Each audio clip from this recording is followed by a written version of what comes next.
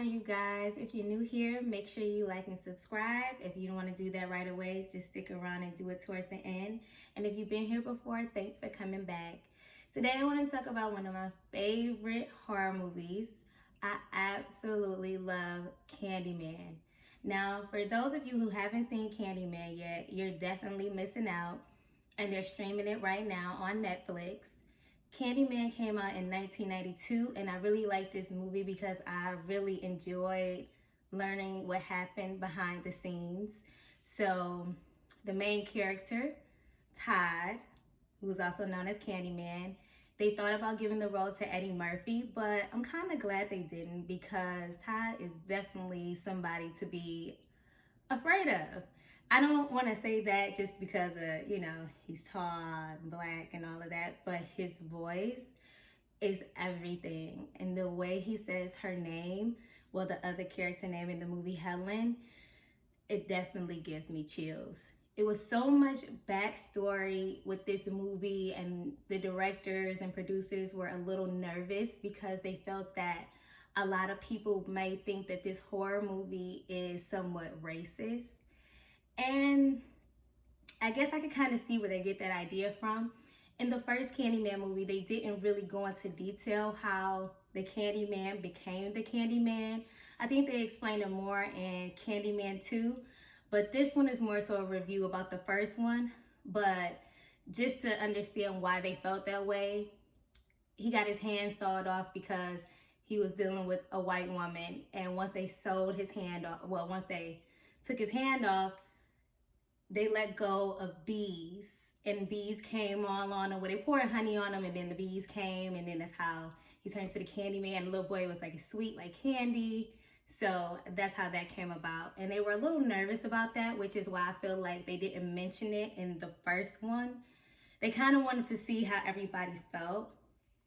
And then another thing about this movie, the bees that were in there, they were no older than like 12 hours because they used real bees. And if they did sting you, it hurted, but it didn't hurt that bad. And they gave the Candyman, Todd, a bonus every time he got stung. And I think he got stung either 12 or like 20 times. Don't quote me on that. So anyways, the movie takes place in Chicago, and it's a lot of murders that happen around that time. Well, a little bit before that time, I think in the 70s. So that was another reason why they kind of had it in Chicago. I also thought it was dope that, the people that lived in the building, they were like, if you film this movie here, you have to have us in it as well. You have to at least have us as extras. And a lot of people were really afraid to drive past that area simply because it really was a dangerous environment.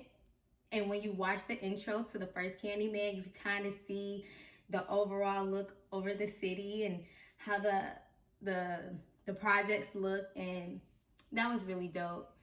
This movie was about an hour, maybe 40 minutes long.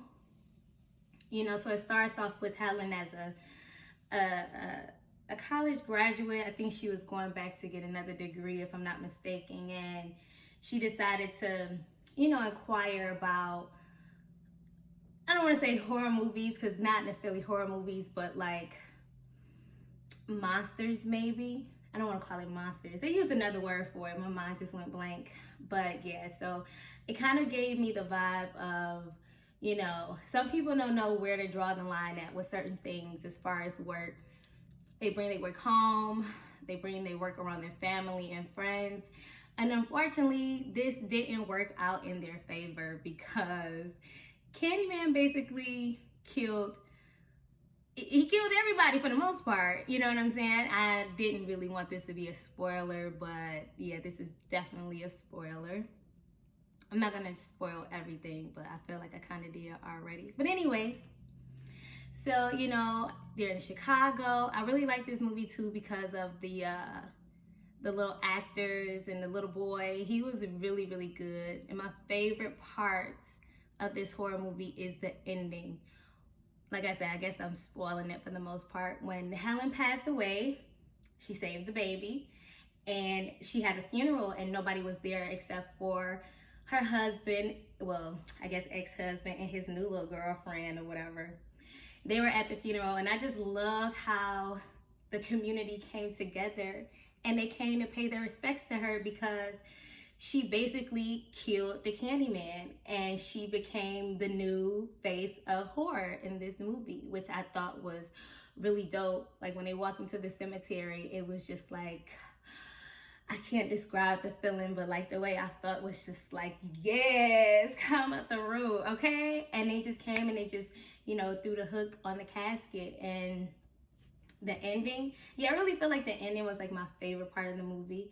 And I think the parking deck scene was everything. That's, to be honest, that's why I'm not really too fond of parking decks, because I could not imagine parking my car and hearing somebody say my name like, and like, oh my God, I would just, I would just die. Oh my goodness. But overall, I really think that this was a good movie. I don't want to tell everything about the movie because I really want you guys to watch it. And I'm super excited too because I heard in 2020 they're supposed to do a remake. And it's still going to include Todd. And they're going to have another Candyman as well. And unfortunately, I'm so bad with names just in general. I'm really working on that because that is very important to know while you are reviewing movies and interviewing people. You have to remember their names. So bear with me on that. But they're coming out with a remake in 2020. Jordan Peele is affiliated with it, and I think it's going to be really dope because I feel like they may go back in time and explain everything that happened when he got captured, Candyman, when he got captured for dealing with his love interest. He has a thing for blonde hair and blue eyes. I kind of peeped that in all of the Candyman movies. But, you know, I just know that Jordan Peele is really going to make the script everything, and I'm so excited to see it. I'm definitely going to try to find out if they have a premiere or a private screening because I would love to see that movie before it even hits theaters. I know it's going to be great. So I need you guys to definitely check out Candyman. It's on Netflix right now, and if you decide to purchase it on YouTube, I think it's either $2.99 or $3.99, and you can rent it for like 48 hours, so that's not too bad. But thank you guys for tuning in to my review. I appreciate you all so much. And if you are new here and you decided to stay towards the end, make sure you like and subscribe. Next week, I'm going to put out some more videos. Bear with me because I'm going through a little transition, but I am trying to stay as consistent as possible. So you guys enjoy the rest of your day and enjoy this October because Halloween is rapidly approaching. Bye.